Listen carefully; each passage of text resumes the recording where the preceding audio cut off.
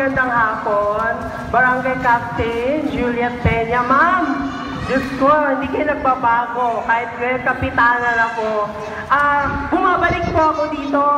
Pinapaalala ko lang, Ateneo pa po. Tapos ang ladlad, tama po si na ma'am. Tapos ngayon po sa Make Your Nanay Proud Foundation.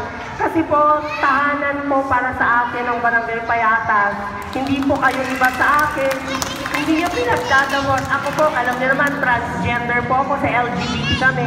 Pero ilang beses po kaming kumatok dito sa Barangay Payatas. Ilang beses din po kaming pinagbubuksan. Kaya maraming salamat po sa inyo. Unang-una, ang kapitana po natin, babae, di ba? Kaya Women's Month.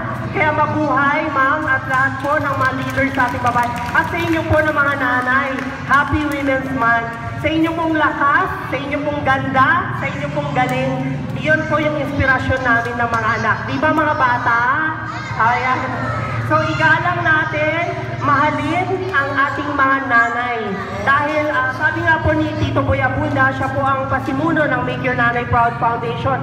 Maternal love, no? Yung pagmamahal at pagkalinga ng nanay. Kaya swerte po ang Barangay Payatas, parati pong babae, ang ating pong leader, kung kaya nandyan po yung kanyang maternal love. Hindi lang po yung liderato niya, kundi yung pagmamahal bilang isang nanay. So, nandito po ulit kami, mula po ito sa Make Your Nanay Proud Foundation at ang kaibigan po ni Tito Boy, si Mr. Steve Tamayo, kilala po sa mga catering sa mga showbiz at mga ibang events. Gusto po niyang magbahagi sa atin ng kanyang pong biyaya, kaya po kami ay nagbabalik dito sa Barangay Payatas. Bilang paalala din po, na tuloy po ang pag-asa ng buhay, hindi dapat tayo nawawalan. Ano man po ang kinakaharap natin.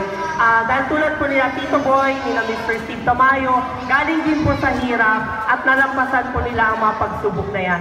So muli po, pagdamutan po ninyo yung aming pong may aabot ngayong hapon ito. At muli po, let's all make our nanays proud.